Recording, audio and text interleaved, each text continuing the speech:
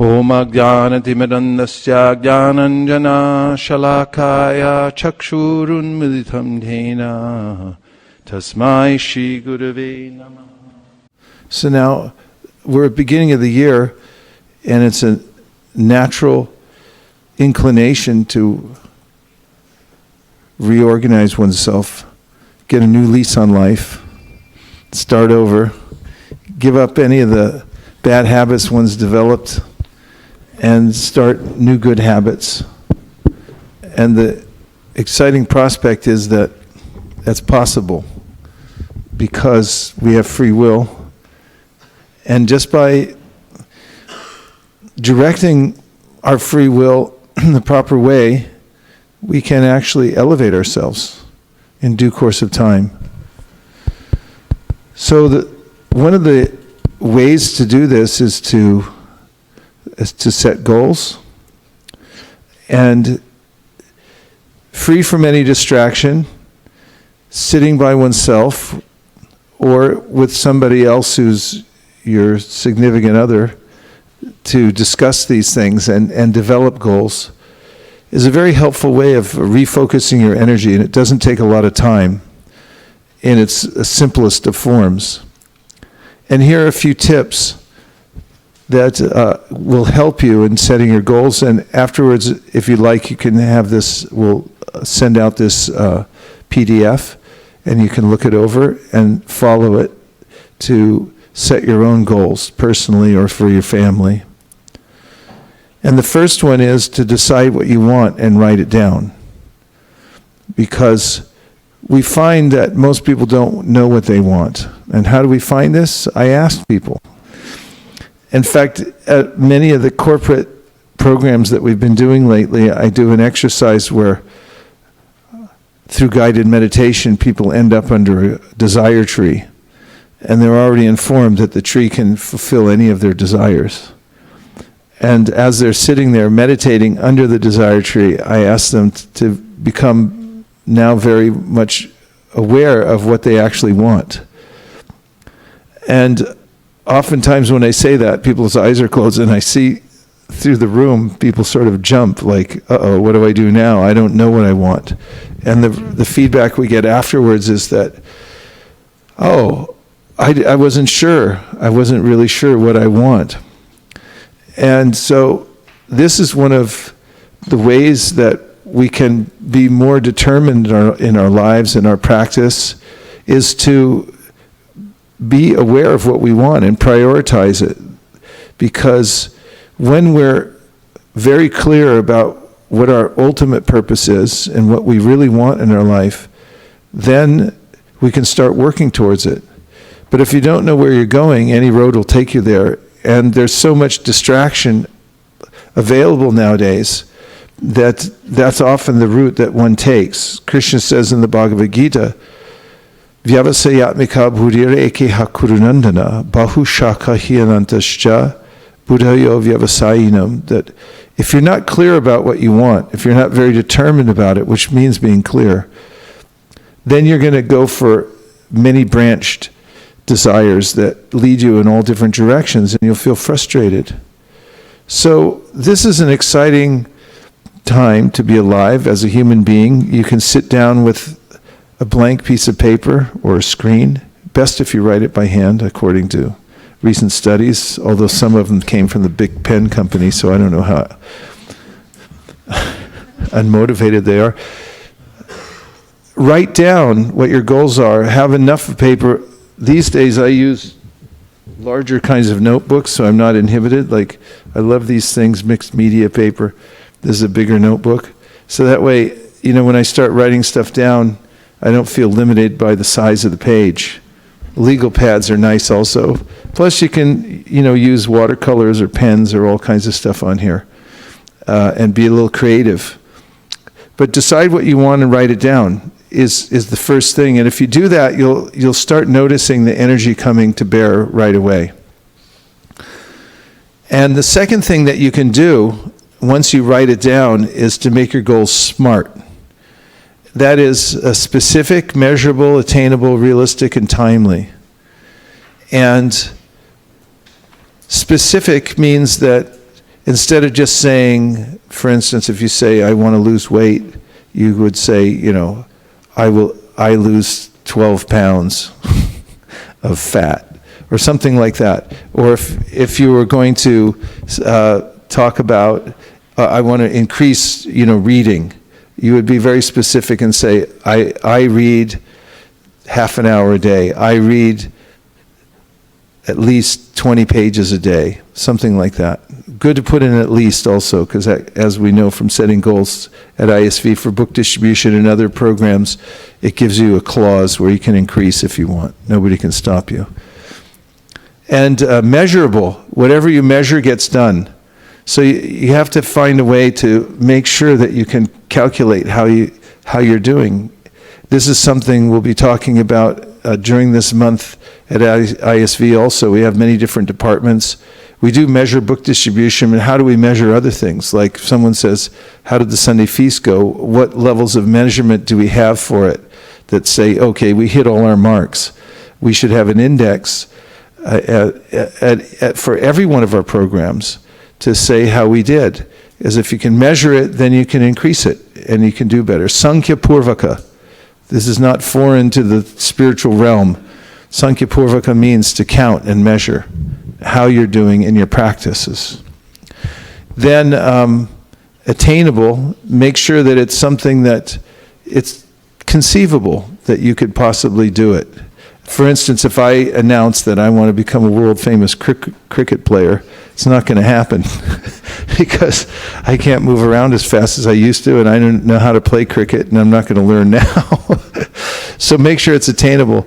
Realistic is very similar, and timely means that you have to tell when you're going to attain it. So these are pretty simple things, but if you take time to, and it may seem like drudgery at first to your mind, like, why do I have to nail this down? Well, wait till after you nail it down, then you'll see how important it was to do that. The next one is to write your goals in the present tense and make them positive. For instance, I read the entire Srimad Bhagavatam in the next 5 years. That's in the present tense and positive. So if you're going to do something, then write the positive and in the present tense. And the next one is to break larger goals into smaller tasks. For example, ask how many pages a day you have to read to finish Srimad Bhagavatam 1 year, 2 years. You always win by increments. Find out the kind of increment that you can do on a regular basis, and then do that, because it's in the present time when you're doing the small things that you'll find victory over time. And the next is to create accountability by sharing some of your goals with others that you trust.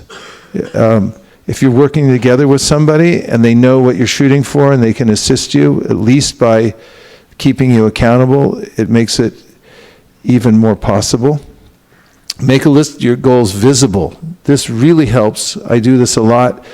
I put the goals up where I can look at them regularly and just review them.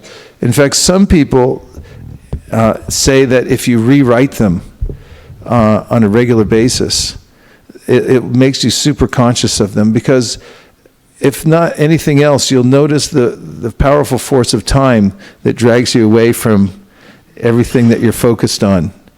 And even after a week, 2 weeks, you'll notice, oh, I'm not doing anything of what I said I was going to do. Let me come back to it. And when you're flying from San Francisco to New York, the airplane is off track most of the time, but because they know where the center is, they keep pulling back to it.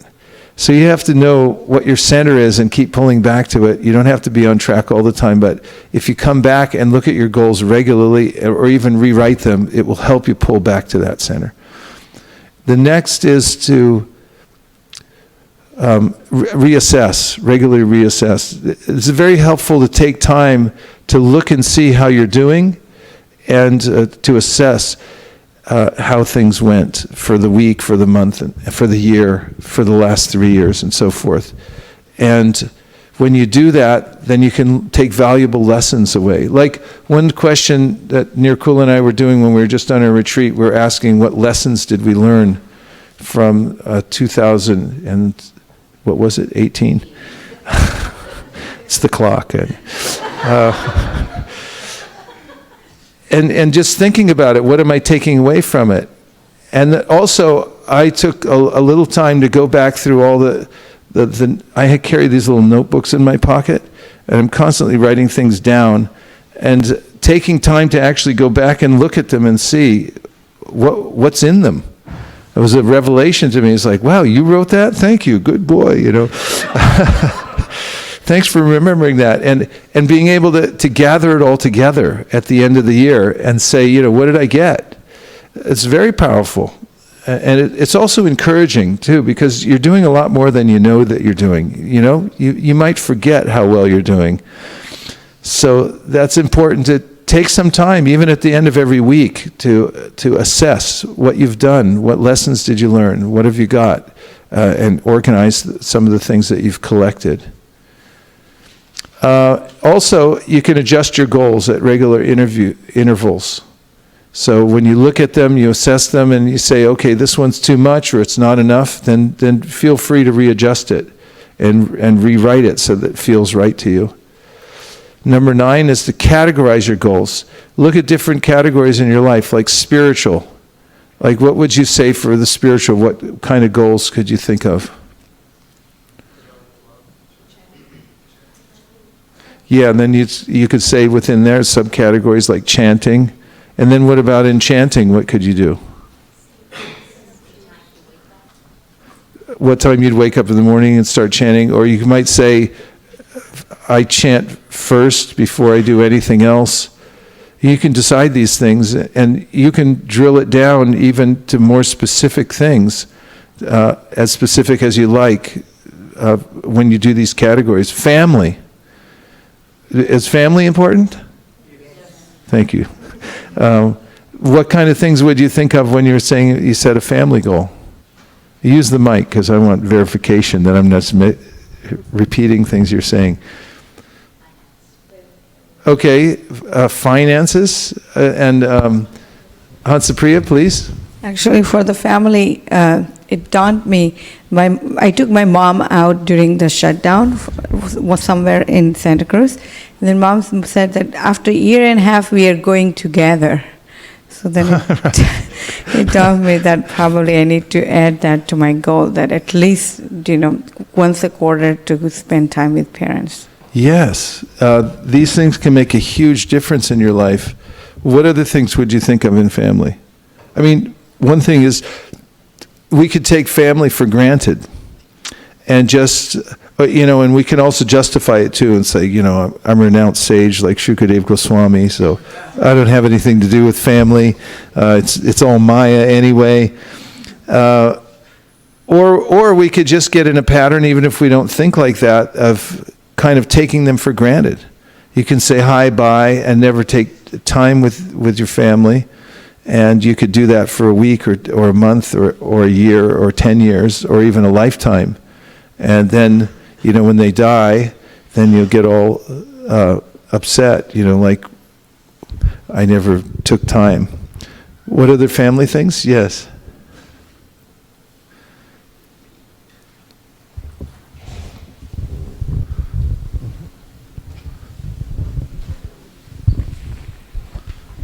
So I was thinking that at least I want to make sure that I speak once with my mom in 2 days to make sure how she's doing in India.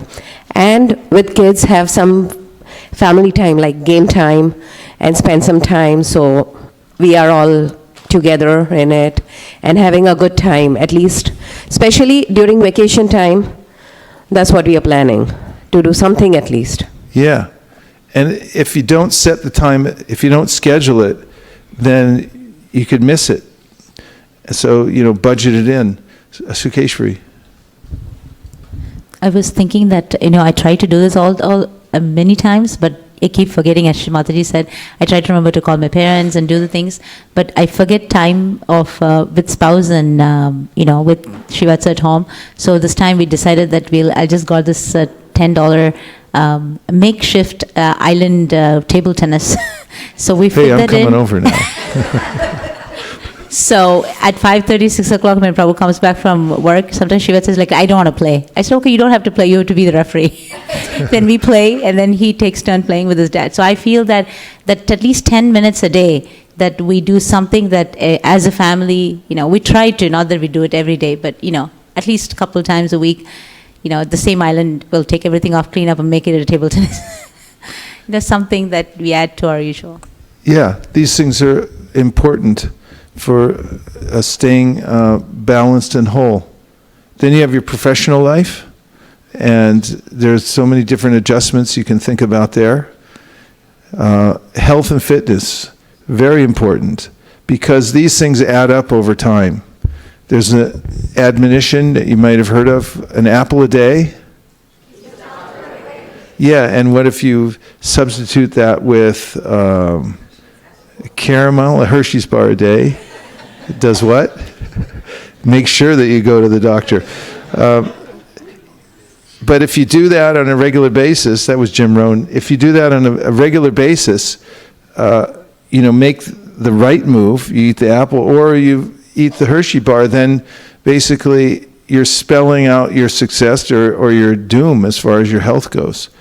So it's really important to keep the body healthy and think about ways to maintain it. Not inordinately, you don't have to become a famous cricketer or bodybuilder, but you do have to have a modicum of information of how the robot works and doesn't work.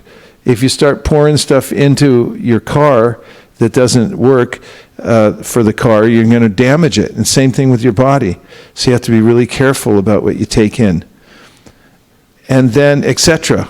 What's etc.? What other category? Give me two more. Cleaning, yeah. And? Education.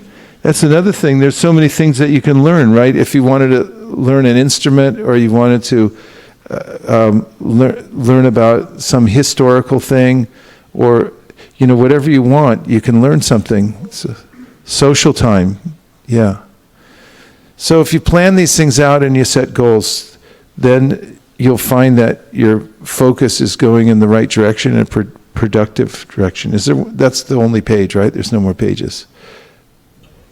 Oh my God. Some fanatical person wrote this. Number 10, use various time frames. These are kind of helpful because it's not that you just set goals for the year, but you can set 1-minute goals. If you ever find yourself languishing and you're thinking like, I can't get moving, just set yourself a 1-minute goal. 60 seconds is something powerful. You can say, in the next 60 seconds, I'm going to get 2 things done that I need to do, and you just move, and then you're off and running. And how about an hour, a day, a week? 30-day goals are really powerful because you can tolerate anything for 30 days, and it's amazing what you can get done in 30 days. 5 years. 1 year, 5 years, lifetime goals, 100-year goals. Those are really good, especially if you're 60. So, so if you think of these different time frames and set goals for these different periods, then you'll find. Here's a quote to note: disturbance from Prabhupada's purport. Disturbance is due to want of an ultimate goal. And when one is certain that Krishna is the enjoyer, proprietor, and friend of everyone and everything, then one can, with a steady mind, bring about peace. If you don't know where you're going, any road will take you there. That's from Alice in Wonderland. Drops a day, we're a stone away. Prabhupada's famous saying. Inch by inch, it's a cinch. Forget who said that. And goals are potent, my old friend Will McCoy. I can't change the direction of the wind, but I can adjust my sails to always reach my destination. So trimming the sails. Any questions or comments about goal setting?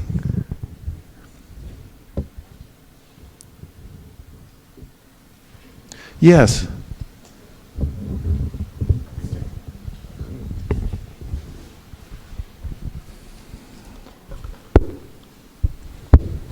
How do you validate that your goals are realistic, that they are you said they should be attainable, but what if you want something that's, something that is not attainable? How do you have someone check that? In a number of ways. You can look at your past record. You can talk to people who've been successful in it. For instance, if you wanted to learn a language, there's a lot of things on YouTube. Some of them are very unrealistic, where you could, somebody says learn Japanese in 30 days. Now you can go down and look at the comments that everybody makes afterwards. You jerk, I couldn't do that in 30 days. You can look at it carefully and say, it would probably take a few years to do this, how to break it down. Right. And so look at it in smaller increments, what experts say about it, and things like that. Okay. Yeah. Thank you. And other things are obvious, like the cricketer thing. It's not happening for me. Anything else? Yes. I was going to reflect on the time frames you were saying, like the 1 minute. Mel Robbins wrote a book about the 5-second rule, and I had read it a year ago, and she was talking about how our mind is so overpowering that when she, was in debt and she was in a very bad place in her family, she found herself waking up very late on a daily basis, and she wanted to wake up earlier. And instead of making it such a big ordeal, she set like a 5-second time frame that she would like count down and say, then I'm just going to wake up after 5, 4, 3, 2, 1. And she was saying that for our minds, sometimes even that frame is too long because it just immediately changes. So for some people, it may be 1 second.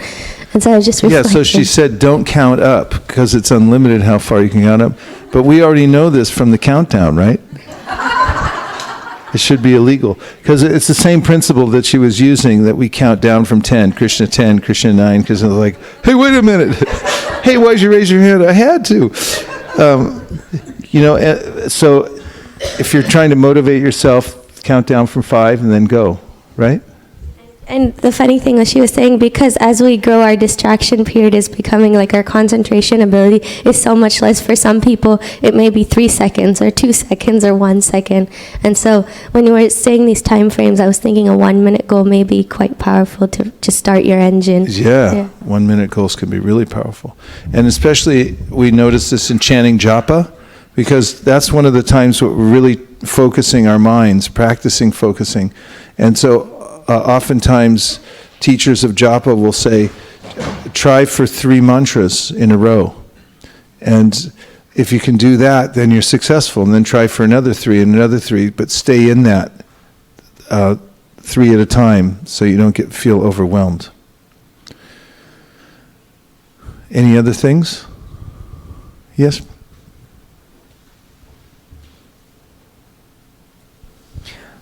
Hare Krishna. I was wondering if you might say something about proper attitude when you fail to make your goals. Because I find sometimes if I just shrug it off too easily, then I don't take my goals seriously enough. But then somehow if I beat myself up too much, then I create some sort of aversion complex. So I wonder if you might say something like that. Well, it helps if you consider whatever progress that you have made towards the goal. And as I mentioned in one of the points, resetting it. Oftentimes, I find when I'm endeavoring towards a certain goal, if I don't make it, the timing might not have been right. And I'll reset it in a way that it makes it a lot easier to at least get some momentum with it. And it's generally not a good idea to beat yourself up too much, but to find out a happy medium where you can keep moving towards it. Just like in our practice of devotional service, oftentimes we may not live up to our own goals or expectations. But if we just restart and keep going, I find often the best goal of all is to keep the vibration going. Because sometimes the modes become so intense that it's prohibitive to do anything practically. So to encourage yourself, just keep something going. I always take it as a great encouragement how Chaitanya Mahaprabhu takes the 64 items of devotional service and then puts them into 5.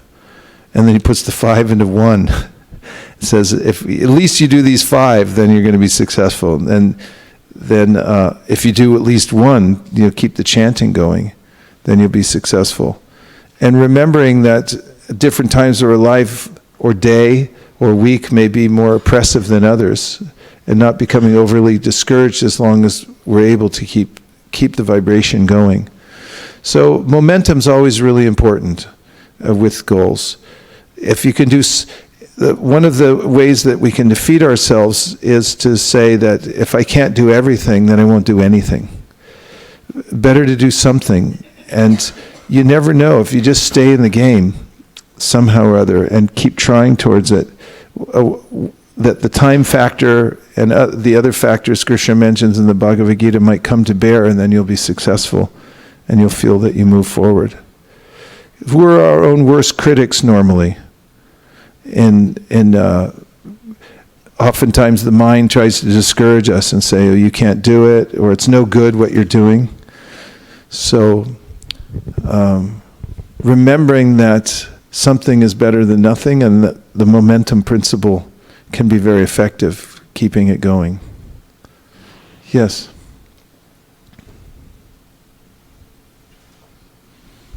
Thank you, Prabhu. Like the last point that you mentioned, that keep the light on when it's emergency period.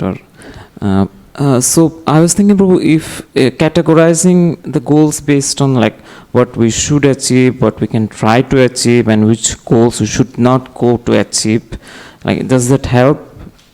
Like categorizing the goals based on like these goals we should achieve, these goals we can try to achieve, but if you don't, that's fine, and these goals we shouldn't go to achieve. Yeah, there's no ultimate hard and fast rules. These are just some tips. But the main thing is your awareness. And if you take time to think about them, you can make your own categories. And if you're doing that, then it's likely you're going to be going for something, because where attention goes, energy flows. The problem is that I don't put any attention towards it, and therefore I go by default mode. And the default mode in the material world means I get dragged down into the lower modes of nature. So it's better to be a little proactive and structure your life. Otherwise, why did Rupa Goswami write the Nectar of Instruction? He wrote it so that we could have some idea of structure. In fact, he says, organize your life in such a way that you can stay focused on these particular things. He gives 6 things to avoid and 6 things that you should do. And so those are categories, and those are very specific things that you can shoot for. And actually, I was watching the video by Shivram Swami that he shared this year how to keep your resolutions. So he was mentioning that keeping your inner strength, keeping you inwardly strong is very important to get the goals that you set for the year. He was mentioning that sadhana and spiritual practice are very important to achieve the goals that you set for the new year. It's absolutely necessary. And all our power and direction, everything, our life breath, it comes from Krishna. So we have to chant Hare Krishna. And if we do that as the primary, if we cover our bases spiritually, then we'll be enabled to do many other kinds of services. And I find this to be the most helpful, is to make sure you have your building blocks in place for your life, especially the basic practices that you do without fail every day. And that's why we try to put in place some structure, like there's Chad, and your mind can take shelter in the fact so many other people are doing it. There's a structure to it. Of course, you can do whatever chapter you want, but if you take the suggested chapter, then you save yourself the trouble of getting distracted and think, I couldn't think of a chapter this month. If you just hitch onto the train and follow it, you find yourself pulled along. And the very fundamental practices, if you cover them first, then you'll be enabled to do many other things in your life. And if you don't, then you'll end up in a morass of different problems and confusing situations. A spiritual life especially chanting Hare Krishna, reading Srimad Bhagavatam and Bhagavad Gita breeds clarity. And you can't really be happy or have success in life without clarity. So those should be the primary building blocks of your life, is how you do your most basic and important practices of spiritual life every day. And don't let the other things invade that.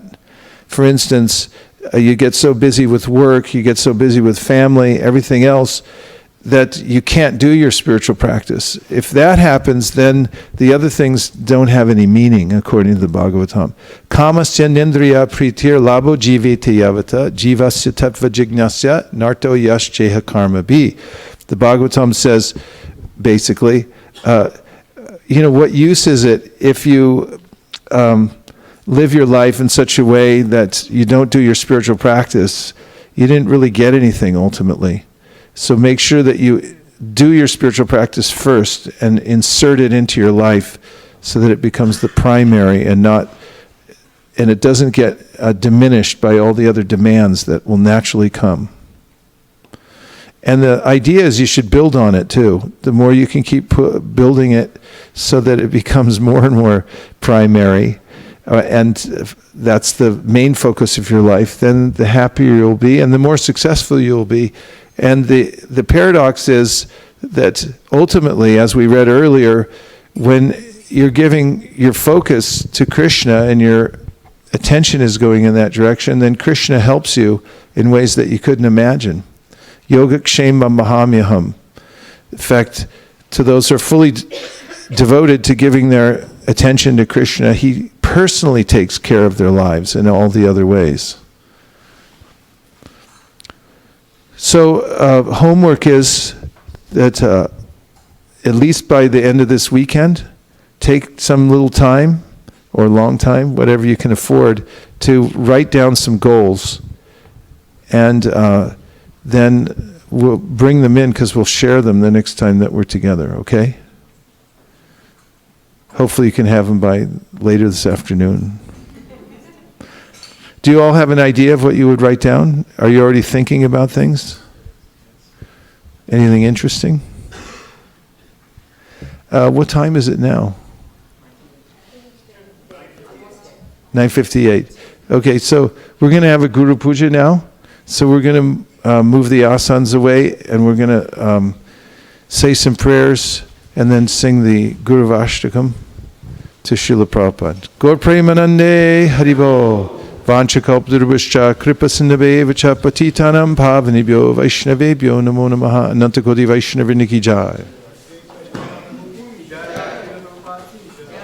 Nachari Armarman, Nachari Armarman, Nachari Armarman, Nachari Armarman, hey, Nachari Armarman, Nachari Armarman, Nachari Armarman, Nachari Armarman.